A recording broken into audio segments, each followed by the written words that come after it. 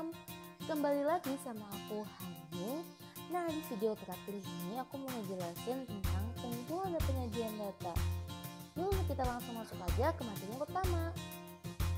Jadi kita langsung ke materi yang pertama, yaitu pengumpulan data.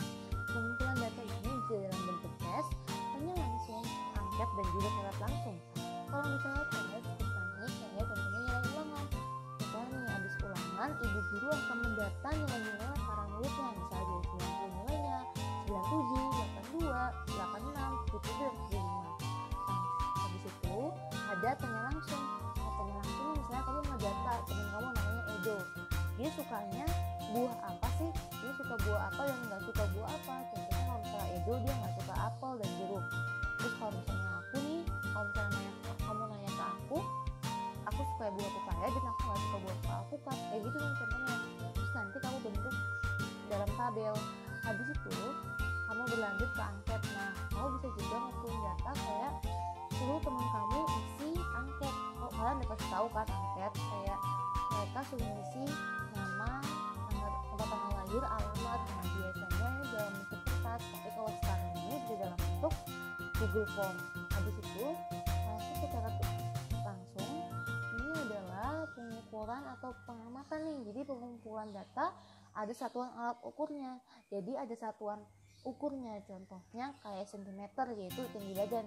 Nah, satuan alat ukurnya yang dari kita pelajarin kemarin, yaitu kayak kilometer, sentimeter, kilogram. Nah, kalau misalnya tinggi badan kan sentimeter ya. Nah, dulu setelah data tersebut dikumpulkan, maka cara menyajikan datanya gimana sih?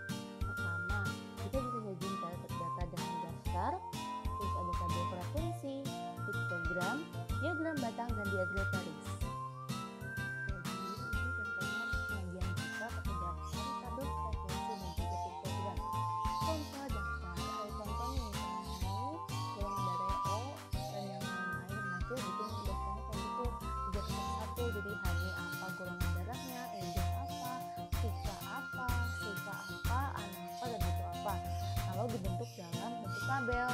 Habis itu yang kedua adalah tabel frekuensi. Nah, tabel frekuensi ini kita biasanya ngurutin dari yang paling bawah hingga paling atas. Contohnya di sini. Contoh, siswa nilai 97 ada 1, 86 ada 5, dan 90 ada 7. Nah, kita jadi ngurut nih dari 86. 86 frekuensinya atau jumlah siswa yang dapat nilai 86 ini ada berapa? 5. Nah, habis itu siswa yang dapat nilai 90 adalah 7 frekuensinya. Lalu yang 97 ada 1. Jadi jumlah atau jumlah frekuensi, jumlah anak yang dapat nilai 86, 90, dan 97 ada 5 tambah 7 tambah 1, yaitu 13. Lalu ada piktogram. Nah, piktogram adalah diagram gambar atau data gambar. Jadi contoh misalnya Pak Budi memiliki 50 ayam, 7 plus 1 dan 100 kambing. Nah, contoh piktogramnya adalah seperti itu. Bisa kita gambarkan kayak pakai segitiga dan juga lingkaran. Jadi misalnya segitiga itu menggambarkan ada 50, frekuensinya itu ada 50, lalu lingkaran frekuensinya ada 20. Makanya ayamnya hanya satu segitiga karena dia 50, lalu sapi ada 50 ditambah lingkaran 20 kali 70, lalu ada kambing yaitu 50 tambah 50 sama dengan segitiga, 2 segitiga.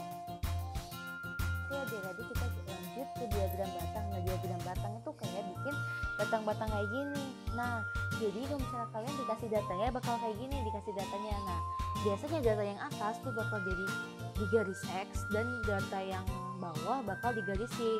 Dan kalian tahu kan, kalau misalnya digaris kayak gini, kalian harus ngurutin dari yang paling kecil ke paling gede. Nah, jadi kalau misalnya pengeluarannya di sini belum urut seperti kayak gini, maka dia tuh harus diurutin dulu nih. Misalnya 600 di tengah-tengah, berarti kan 600 tuh di paling pinggir sini nantinya. Nah, ini karena udah urut, jadi kita langsung kerjain aja ya. 250 di sini berarti di paling kiri, 250, habis itu 400, habis itu 600 nih di sini. Nah, kayak gini nih nanti bentuknya. Habis itu, nah dilihat nih 250 ada berapa karyawan. Ternyata 250 ada 3 karyawan. Nah, 3 karyawan tuh nggak boleh kita tulis di bawah, kita harus tulisnya agak di atas sedikit karena yang paling bawah nanti bakal jadi 1 jumlahnya. Nah, habis itu jadi kita bikin begini, set. Nah, misalnya 3 nyalain. Nah terus habis itu kayak gini nih, habis itu lanjut ke 400, pengeluaran 400 ada 1 orang, berarti kita buat di tengah-tengah di sini nih, paling tinggi paling bawah, habis kayak gini nih. Nah habis itu kalau misalnya 600 kita nulis paling kanan, tapi ternyata jumlah karyawannya tengah-tengah, berarti kita bikin di tengah-tengah begini, terus di set. Nah dibikin batangnya bakal jadi kayak gini. Habis itu nanti kalian buat kesimpulannya dengan kayak gini, jumlah karyawan dengan pengeluaran 250 ada 3 orang, jumlah pengeluaran dengan 400 ada 1 orang, dan jumlah karyawan dengan pengeluaran 600 ada 2 orang. Kita lanjut ke diagram baris. Nah di diagram baris ini artinya dia tuh menunjukkan adanya keterkaitan antar data atau data kontinu. Nah jadi kalau misalnya di sini misal umurnya 10, berat badannya 30, jadi kayak berkaitan gitu. Kalau misalnya umur kamu 12, berat badannya biasanya 32. Nah itu umurnya 15, berat badannya 37. Nah jadi ini dibuat pasangan gini kalau mau buat diagram baris. Nah yang sebelah kiri itu nanti bakal yang ada di sebelah kiri dulu nih 10,30, lalu di sini ada 12,32, lalu ini 15,37. jadi kita buat kayak ada titik koordinat. Nah seperti yang kayak tadi, kalau misalnya datanya disajikan seperti ini, maka yang atas akan menjadi X, yang bawah akan menjadi Y. Kalau data yang kayak gini, yang ke samping, berarti data yang sebelah kiri akan menjadi X, data yang sebelah kanan akan menjadi Y. Nah, jadi kita buat nih. Nah, di sini ada 10 sama 30, misalnya di sini 10 nih. 10, 12, ini 15, ya enggak? Terus di sini ada 30, 32, 37. Nah, di sini titiknya berarti bertemunya di 10,30, yaitu di sini. Habis itu kita lanjut ke 12,32 di sini dan 15,37 di sini. Jadi nanti kamu buat diagramnya adalah seperti ini. Dari bawah sini ya. Nah, kayak gini deh diagram baris. Jadi dibuat pasangannya dulu nih. Ada 2 data, lalu dibuat pasangan jadi titik koordinat, lalu dibuat nih ininya, diagramnya. Ini yang Y menunjukkan umur,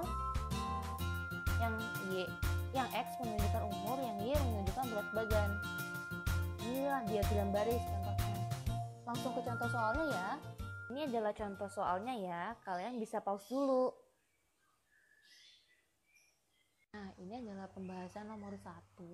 Nah di nomor 1 ini soal pertama yaitu kita perlu buat tabel frekuensi nih. Nah tabel frekuensi kayak gini bentuknya. Habis itu tabel frekuensi aku bilang apa, harus berurutan. Jadi kita bisa tahu nih jawaban yang pertama nilai terendah berapa, nilai tertinggi berapa, kan dari urutan tabel frekuensi ini, yaitu di terendah adalah yang pertama 60, lalu yang terendah adalah 90, tertinggi adalah 90. Jadi rendah 60, tertinggi 90.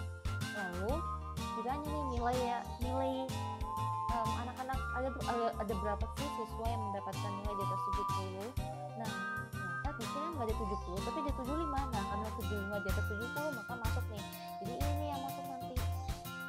Yaitu di sini 2 ditambah 2 ditambah 2 tambah 1. 75 ada 2 anak, 84 ada 2 anak, 85 ada 2 anak, dan 90 ada 1 anak. Jadi jawabannya adalah 7. Ada 7 anak.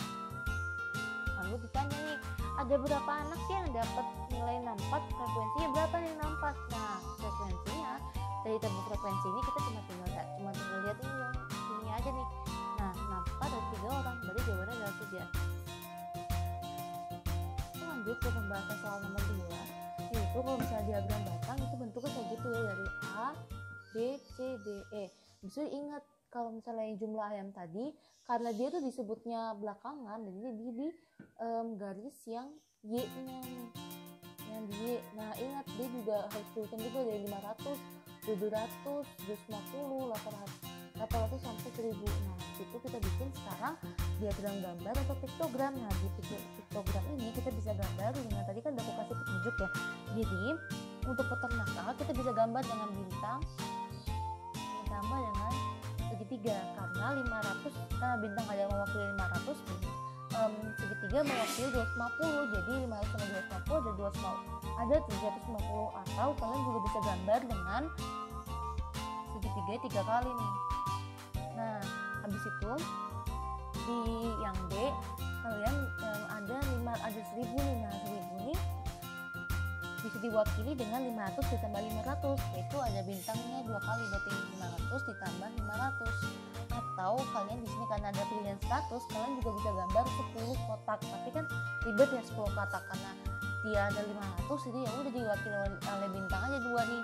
Nah habis itu untuk yang C dia kan punya 500 ya. Nah ini kalian bisa juga nih gambar, udah dia langsung gambar bintangnya aja. Atau kalian juga bisa gambar dengan 2 segitiga, atau kotaknya ada 5 nih nanti tuh, 2, 3, 4, 5 nih. Nah habis itu untuk yang D dia ada 800 kan, nah jadi bisa diwakili dengan bintang 500, bintang habis itu ditambah dengan kotaknya 3 kali 300, jadi 500 tambah 100, 600, 700, 800, jadi 800. Habis itu atau kalian juga bisa gambar 8 kotak nih, karena kan kotak mewakili 100 nih, jadi 800 nih kalau ada 8 kotak. Nah habis itu kalau misalnya yang peternak E dia jadi 700 kan, jadi ini berarti tinggal, ini kan 800 berarti tinggal dikurangin 1 aja nih kotaknya, jadi bintang ditambah 2 kotak deh. Atau kalian juga bisa gambar 7 kotak, karena 1 kotak tuh mewakili 100, kayak gitu. Selesai. Jadi video terakhir ini cukup sampai sekian ya. Terima kasih adik-adik yang udah nonton dari video pertama sampai video terakhir ini. Nah adik-adik jangan lupa like, komen, dan juga subscribe nih. Kalau misalnya adik-adik juga pengen nanya tentang materi sekarang atau materi-materi sebelumnya yang berkaitan sama matematika, kalian bisa cek description box ya adik-adik. Terima kasih, bye-bye.